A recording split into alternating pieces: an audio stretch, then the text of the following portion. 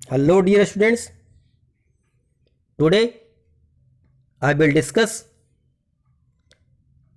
the second last part of Unit 2 solution, that is part 7. After studying this part, you will be able to describe colligative properties of solutions and correlate these with molar masses of the solutes. Colligative properties discussed here are depression of freezing point of the solvent, and fourth property, osmotic pressure of the solution. First two properties, relative lowering of vapor pressure of solvent and elevation of boiling point of the solvent, I had discussed in part 6 of unit 2. Now again I want to repeat what is the colligative properties. The colligative properties are the properties of solution which only and only depend upon the amount of solute but not its nature. For example, if 1 mole glucose and 1 mole urea are taken, here 1 mole contains n number of particles, that's why both have same number of particles and hence both have same colligative properties. Now, freezing point. Before knowing the depression of freezing point, first of all we have to know about the freezing point. To the temperature at which solid and liquid form of substance have same vapor pressure. For example, water in form of liquid is equilibrium with water in form of solid at 0 degree centigrade. This indicates the freezing point of that substance. Now we have to know again the molar depression constant or freezing point depression constant or cryoscopic constant. In elevation of boiling points, we know about the molar elevation constant, that is Kb. Here we have to know about the Kf, that is equal to depression in freezing point of a solution whose molarity is unity. That is, molarity means 1 mole of solute dissolved in 1 kg of solvent. It is represented by Kf. Molar elevation constant represented by Kb. Here both have same unit, that is Kelvin kg per mole. Now, depression in freezing point. Like elevation in boiling points, we also calculate depression in freezing point. So the difference between the freezing point of a pure solvent and its solution is called depression in freezing point. Here the pure solvent have more freezing point than solution. The difference is given in the term of delta Tf. Now look the graph drawn between vapor pressure and temperature, similarly in the elevation of boiling points.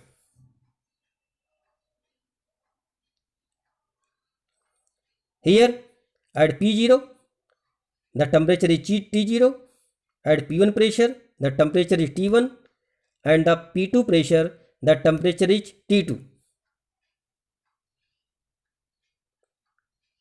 The graph C2b indicate the solid, the point B indicates solvent, D indicate the solution first, and E indicates solution second. Now, for very dilute solution, the curve FD and CE are almost straight line and CB is also nearly a straight line. Hence, the triangle BEC and triangle BDF are similar. That is, EC by DF equal to BE by BD. That is, T0 minus T2 divided by T0 minus T1 is equal to P0 minus P2 divided by P0 minus P1. That is, delta T2 divided by delta T1 equal to delta P2 divided by delta P1. This indicates delta T is directly proportional to delta P. Similarly, in elevation in boiling point. Now, from Raoult's law, we know that change in pressure is directly proportional to molality. Here W2 indicate weight of solute, again 2 for solute and 1 for solvent. W2 weight of solute, M2 molecular weight of solute, W1 weight of solvent, that is delta P directly proportional to molality of the solution. Hence, delta T is also directly proportional to molality of the solution. That is, delta TF equal to Kf multiplied by molality. Here Kf is proportionality constant, where delta TF equal to freezing point of pure solvent, that is T naught F, minus freezing point of solution, that is TF. In case of delta TB, it is TB minus T naught B, but here T naught F minus TF. So two difference you have to notice here.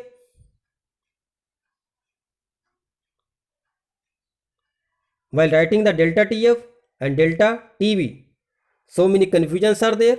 So that's why you have to focus properly about this.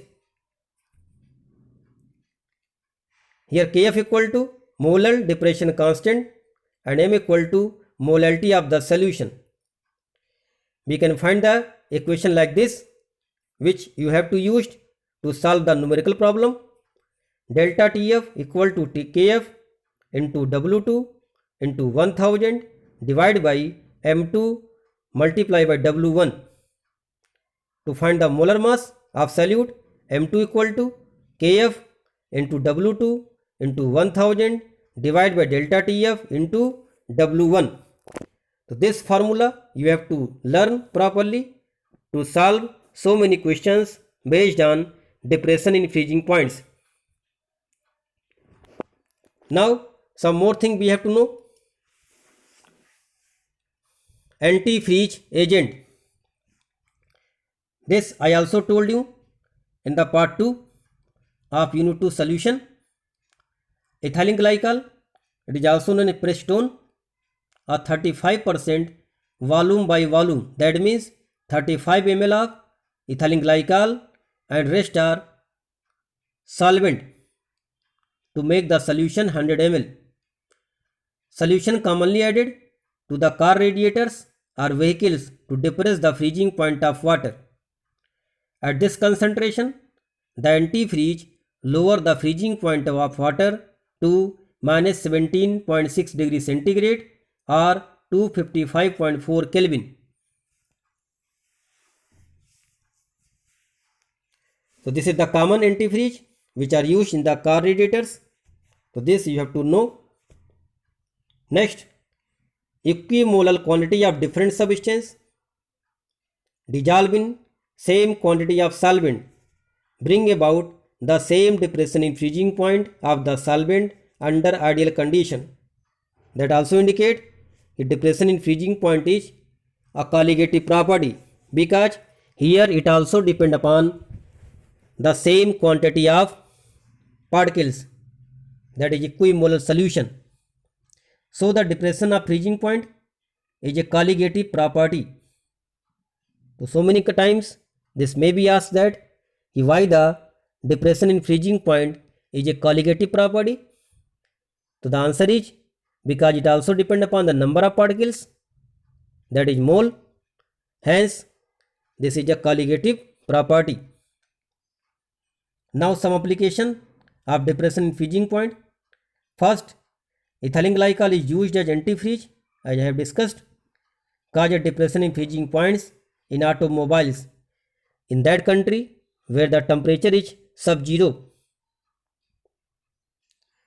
Second, NaCl and CaCl2 is sprinkled on the road to melt ice because salt ice mixture has very low freezing point. So these mixtures are used to clear the snow on the road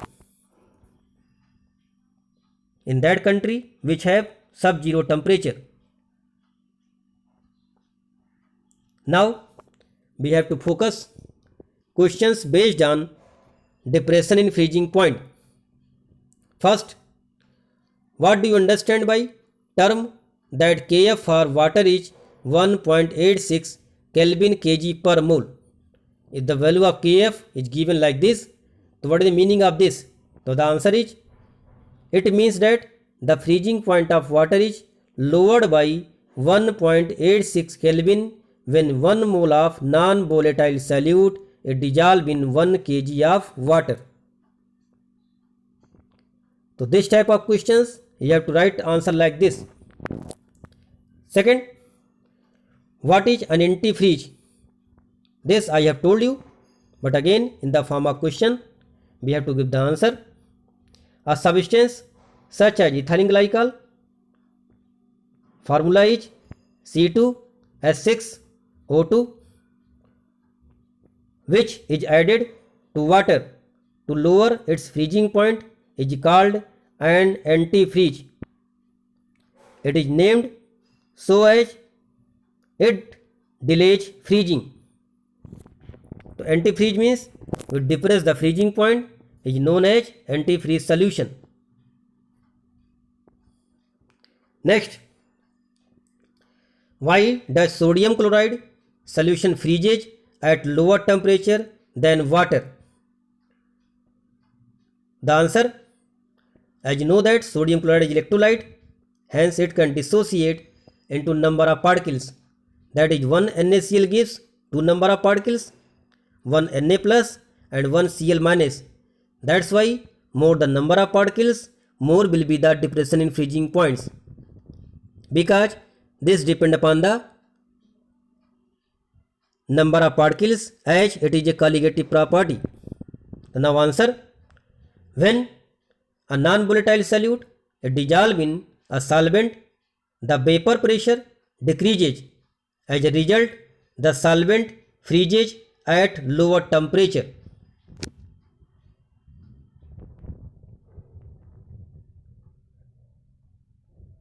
Question number 4. How does sprinkling of salt help in clearing the snow covered road in the hilly areas? Explain the phenomenon involved in this process. To answer, when salt is spread over the snow covered road, snow starts melting from the surface because of depression in freezing point of water, and it helps in clearing the roads. So the phenomenon involves depression in freezing point of water, that is depression of freezing point. Now, before starting about the osmotic pressure, a colligative property, we have to know about the osmosis. So the Greek meaning of osmosis means osmos, apus, that is to push. The passage of solvent molecules from pure solvent or the solution of low concentration. Here low concentration means more solvent, less solute, to the solution of higher concentration. This means more solute and less solvent through the semi-permeable membrane. This process of flow of solvent is called osmosis. So one more thing you have to know, the difference between the diffusion and osmosis. In diffusion, movement of particles take place from their higher to lower concentration. But here the movement of only solvent particles take place from higher to lower concentration. The second difference, in case of diffusion, no membrane is required, but in case of osmosis, this will happen by a membrane, that is semi-permeable membrane. So these are the two differences between the osmosis and diffusion. Now we have to focus on the last colligative property, that is osmotic pressure. The symbol of osmotic pressure is pi. Now definition: the excess pressure that must be applied to the solution side. Here osmotic pressure are applied to the solution side. That's why only this property is for solution. The rest three properties, relative lowering of vapor pressure, elevation in boiling point, and depression in freezing point, is the property of solvent. So again, the excess pressure that must be applied to the solution side to just prevent the passage of solvent into the solution through semi-permeable membrane is known as osmotic pressure. Now look the diagram. Your right side is the solvent and left side the solution. Both are connected by a tube having SPM, means semi-permeable membrane.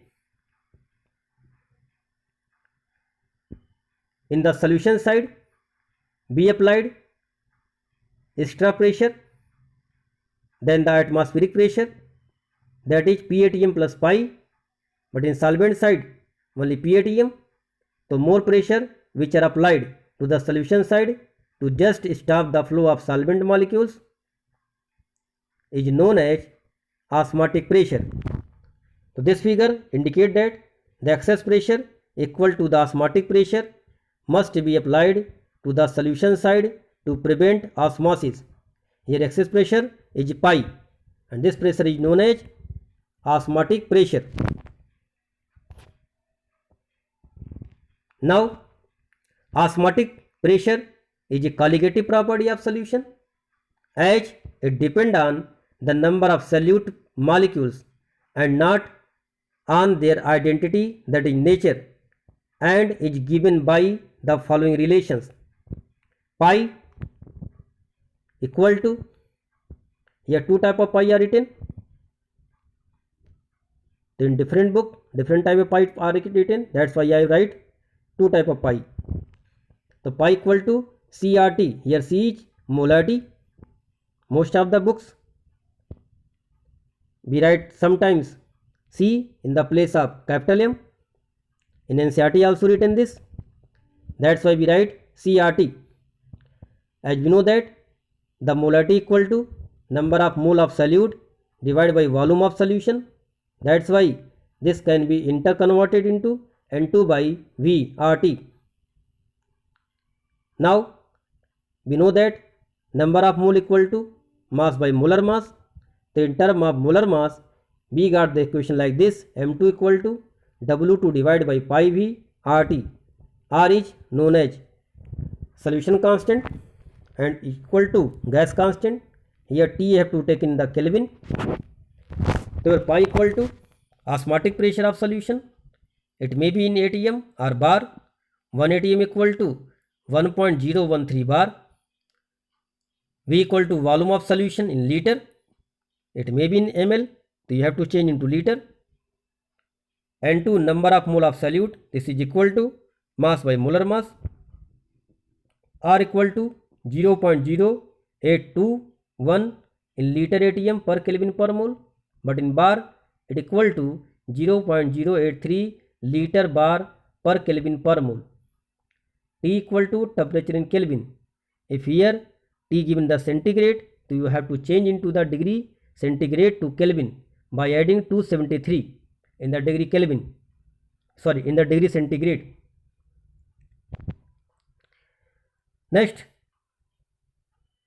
The osmotic pressure method has advantage over other method as pressure measurement is around the room temperature and the molarity of the solution is used in place of molality. As I have told you in the part second, molarity is function of temperature. That means molarity depend upon temperature because molarity involve volume. That's why this method is better than other method. Now, biological and industrial importance of osmosis. So, the process of osmosis is of great biological and industrial importance as it is evident from the following examples. First, the movement of water from soil to plant's roots and subsequently into upper portion of the plant occurs partially due to the osmosis. Second, preservation of meat against bacterial action by adding salt is also example of osmosis. Third, preservation of foods against bacterial action by adding sugar. Bacterium in the canned fruit loses water through the process of osmosis, shrivel and then after die. That's why in salty and sugary containers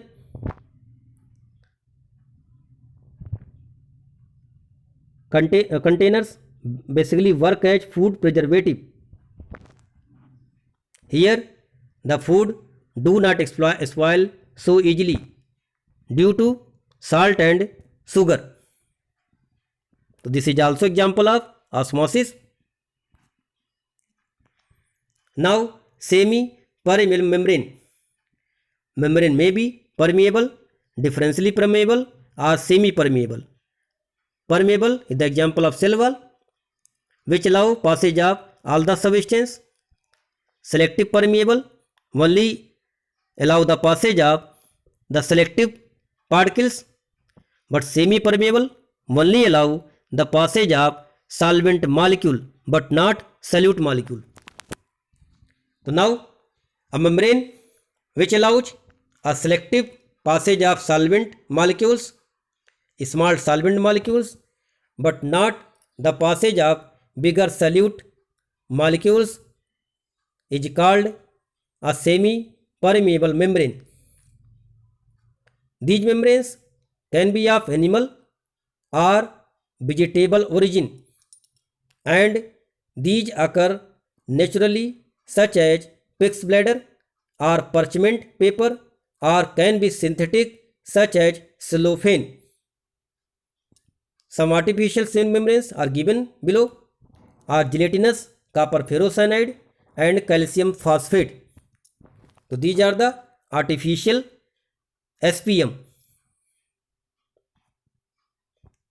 Now isotonic solution. Iso means same, tonic means concentration. Here the pi 1 equal to pi 2. That means solution 1 contains same pressure as solution 2. So two solution having same osmotic pressure at a given temperature are known as isotonic solution.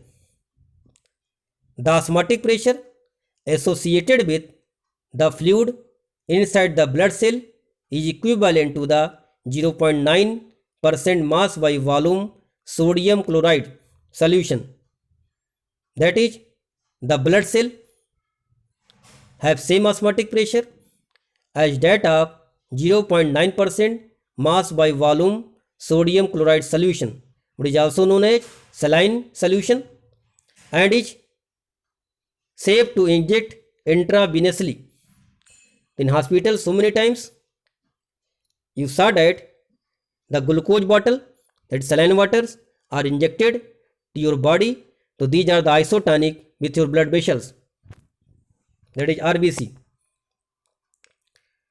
For isotonic solution at constant temperature, N1 divided by V1 equal to N2 divided by V2. If the volume is same, that is container is same, in that condition N1 equal to N2. Next, hypertonic solution. Hyper means more, the higher osmotic pressure than a particular solution, and hypotonic means low, so the lower osmotic pressure than a particular solution. So three terms you have to know about: the isotonic, hypertonic and hypotonic. Now look the diagram to understand better the three terms. In first case, case number 1, A, the RBC neither shrink,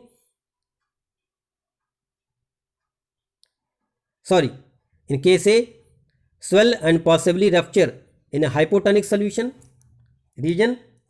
Now water enter into the RBC cell, that's why it will rupture, and this is the example of basically end osmosis. Second, maintain normal condition volume and safe is an isotonic solution. Here the amount of water enter or leave the cell are equal, that's why volume and shape is also normal. This indicate isotonic solution.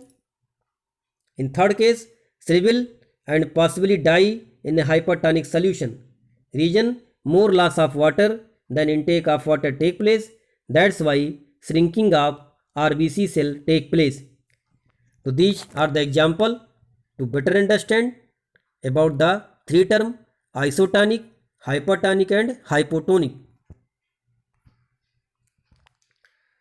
Next, some note you have to know: intravenous drip of saline water which we are taking in the hospitals. Saline drip to the patient is also based on the principle of osmosis. Point number 1, a 0.91% solution of NaCl in water is isotonic to the human blood. Hence, in this solution, red blood cells neither shrink nor swell. Second, aqueous solution of NaCl with concentration less than 0.91% is hypotonic.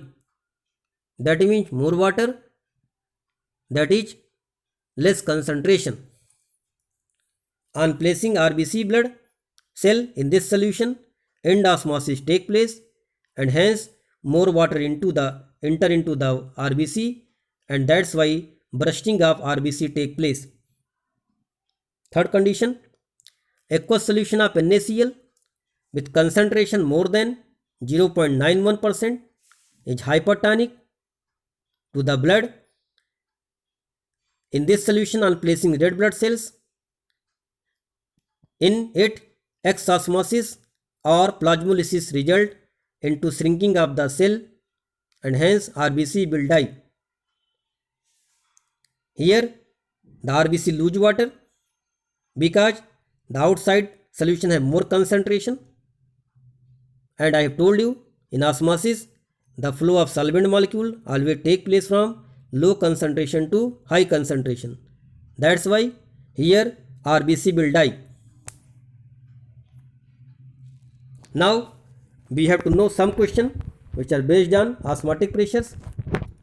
First, state how does osmotic pressure vary with the temperature. To learn about the formula, pi equal to CRT, that is pressure directly proportional to the temperature. Hence osmotic pressure increases with increase in temperature. Second, why is osmotic pressure of 1 mkCl higher than 1 m urea solution? As I have told you,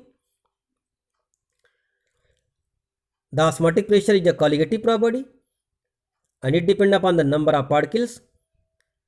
Here 1 mole KCl break into 2 particles, K plus and Cl minus, and that's why the number of particles become 2 capital M. But urea is a non-electrolyte and do not dissociate, that's why it have 1 M, that is 1 mole of particles. Here more the particles in the KCl, that's why osmotic pressure of KCl is higher? Now the answer, this is because KCl dissociate to give K plus and Cl minus ion, while urea being a molecular solid does not dissociate into ions in the solution. So that's why more the number of particles, more will be the osmotic pressure, because osmotic pressure is a colligative property. Next, question number 3. When fruits and vegetables that have dried are placed in water, they slowly swell and return to the original form. Explain why. Would a temperature increase accelerate the process? Explain. The two questions in one questions are given. So the answer, so many times in our homes and houses also, we pour some resins in the water, and these resins after entering the water become swell. Grams also swell. So these are the examples of the end osmosis. Now the answer is, the cell wall of fruit and vegetables act as semi-permeable membrane. When they are dried, concentration inside become higher. On placing in water, the process of osmosis takes place, so they swell and return to their original form. So this is the answer of first question. Second, the process will be accelerated with increase of temperature, because osmosis become faster with increase in temperature, as osmosis is directly proportional to temperature, given in the formula also. So these are the answer of this question. Got it? Now question number 4. Give reason. Red blood cells, that is RBC, shrink when placed in saline water but swell in distilled water. So again same concept here we have to apply, endosmosis and exosmosis. So solution, RBC loses water in saline water but absorb water in distilled water due to osmosis. That's why this phenomenon take place. Next question number 5. AgNO3 on reaction with NaCl in aqueous solution gives white PPT of AgCl. White PPT, that is of AgCl. If the two solutions are separated by a semi-permeable membrane, will there be appearance of a white PPT inside the X due to osmosis? There one diagram is given. The two containers are separated by SPM. So now focus on the diagram. As I have told you, SPM only allow the passage of solvent molecules. Here AgNO3 and NaCl both are solute, to no any solute move from X to Y or Y to X. That's why no chemical action take place and hence no PPT is formed. So the answer is no PPT, because only solvent particles move through the SPM but not solute particles. That's why no PPT is formed. So this type of question is also may be asked. So you have to understand properly about the osmosis and osmotic pressure. Now question number 6. Blood cells are isotonic with 0.9% of sodium chloride solution. What happens if we place blood cell in a solution containing 1.2% sodium chloride solution? As the more concentration, so this behave as hypertonic solution. Second, 0.4% sodium chloride solution, this is the low concentration. Then 0.9% sodium chloride, so this behave as hypotonic solution. So now the answer is, in first case, water will flow out of the cell and hence they would shrink. So this indicate 1.2% solution is more concentrated than 0.9% solution. In second case, water will flow into the cell and hence they would swell. So this type of questions may be asked also in the board examinations. Question number 7. Why osmotic pressure is considered as colligative property? So I have told you it depends upon number of moles of solute present in the solution. That's why it is a colligative property. So this type of questions you have to write answer like this. Now one numericals based on osmotic pressure. Question number 8. 200 centimeter cube of an aqueous solution of a protein contains 1.26 gram of protein. The osmotic pressure of such a solution at 300 Kelvin is found to be 2.57 10 की power minus 3 bar. To calculate the molar mass of the protein. So the formula we have to use pi equal to CRT, C equal to N2 by V and N2 equal to W2 by M2. So now using this formula, so first of all we have to write like this. The various quantities known to us are as follows. Pi given 2.57 into 10 की power minus 3 bar. V given 200 centimeter cube, that is equal to 200 ml, and in liter it becomes 0.2 liter. T is given in Kelvin, so no need of to change the temperature. R as the pressure given bar, so we have to take the value of R 0.083 liter bar per mole per Kelvin. Now putting these value in the equation, pi equal to W2 by M2, R W2 multiply by R multiply by T divided by M2 multiply by V. We get M2 equal to, putting the value of volume, pi, R and T, and after solving this we get the answer 61,020 gram per mole. So this is the molar mass of protein in gram. So now so many questions of various type I have given to you. All of you note down from part 1 to part 7 in your fair copy and also write these questions and solve again by your own after understanding and proper learning of these topics, and also do some questions based on the taught topic from NCERT and text question, examples, and also exercises. So this is the note you have to also note down in your fair copy. Stay healthy, stay safe and keep learning. Thank you.